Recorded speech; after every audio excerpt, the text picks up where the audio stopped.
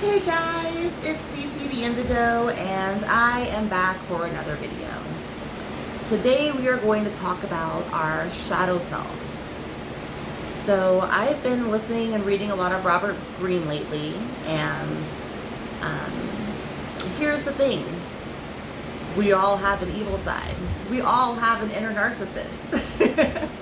I've had people call me out as being a narcissist, as being evil, as being a witch, as being all of these things. Sorry, that was weird. It just started on its own. The ghost is being active in here. Back to the video. And I just wanted to address it because I've been listening to a dear friend of mine who's been, talking me through about how to own your shadow self and how to do the shadow work that you need to do so that you can integrate. So here's the thing. We have all created an inner demon, and that demon has helped us to feel safe and secure in the world that we lived in, that we currently live in. A lot of our demons were formed in our childhoods. These were the things that became a part of our personalities to make us feel like we are accepted and loved and that we are protecting ourselves and defending ourselves. So the thing is that we all have this side. And a lot of times other people may not perceive it as helpful as you may have as you've had to use it. You may even think it's a part of your personality. It's actually a part of your ego. So as we sit here and we get to the higher timeline, we all have to sit here and integrate with our shadow self. We all have to, you don't have to, you can sit here and have to relearn the lesson, but those of us that are trying to get to the next level, we have to address our shadow selves. The thing is that it's not bad and it's not evil. And because you have it, it is not a bad thing. A lot of time it manifests as anger. It manifests as that rage, that inner beast that we have inside of us that we have to learn how to tame. And you may not even have to tame it, but you do need to learn how to channel it into positivity, into productivity.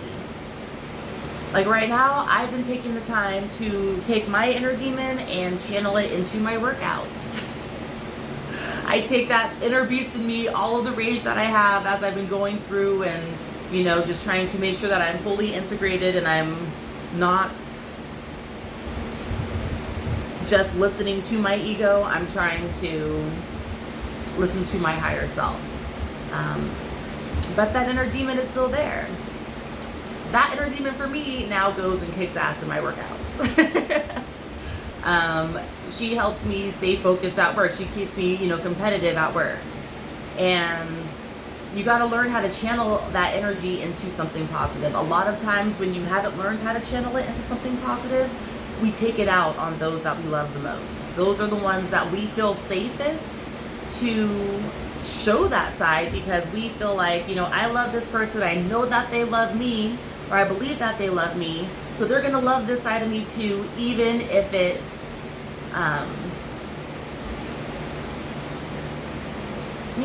it can be abusive, it can be narcissistic, it can just be mean, it can be cranky, it can be whiny, it can have a victim mentality. There's a lot of aspects to that shadow self. And a lot of it comes from shame, and a lot of it comes from just the personality that we have created to feel like we fit in, to feel loved, to feel like we're accepted. I know a lot of time for men, there is a sensitive side to y'all that you don't acknowledge because you've been conditioned and trained to be, men don't cry. But guess what? That part of you that's crying, that's hurt, that little boy inside of you, is your shadow self. You have to learn how to love that inner child and understand that a part of it is animalistic, a lot of it, or the person that you've become, the ego that you've manifested, the personality that you've manifested, is to protect that inner child. So it may be super, super tough on the outside, but that's just because you don't want to let that inner child be hurt. The thing is that once we've gotten past adulthood, as we grow in our consciousness and our awareness, you may not need that inner demon as much as you used to. Your higher self now takes hold of you, and you use that as a guide instead of that inner beast. But that inner beast is still in there. It's still a part of you, and you have to learn how to love and accept it, but how to channel it. So I just wanted to sit there and just point that out as something that I've been working on myself and learning how to integrate within myself and how to channel it into something productive. And I'm telling you, like, this past week, my workouts have been killer. I've just been pushing all of my emotions into my workouts, and I highly recommend you guys are working out right now, just because, you know, health is going to be a big issue in the higher timeline. You know, your body is your temple. You do want to keep it in tip-top shape. You do want to show it love, and part of showing it love is to make sure that it is healthy, and part of being healthy is to exercise. So I'm not saying you have to put it into exercise. You know, it's just helpful for me, but I'm not here to tell anyone what to do. And yeah, that's it for me today. Speaking of working out, I'm getting ready to go to boot camp myself in a minute here, so I will talk to you guys later. And I hope you're all having a fabulous day. Happy hump day. If you're in California with this crazy heat, excessive heat warnings, we got fires, we got so much going on. I hope you guys are staying cool and drinking tons of water. Doesn't matter where you're at, make sure you are increasing your water intake right now. It's so easy to forget. It's so easy to try to replace it with sodas or juice or energy drinks, anything but water. You know, coffee, it depends. It can be considered hydrating if it's like black coffee, but if you're adding like sugar and milk to it, nah.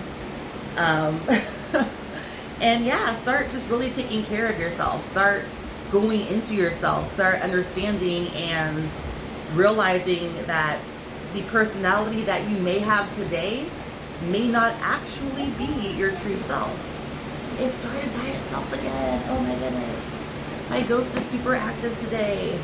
Yeah, I'll talk to you guys later.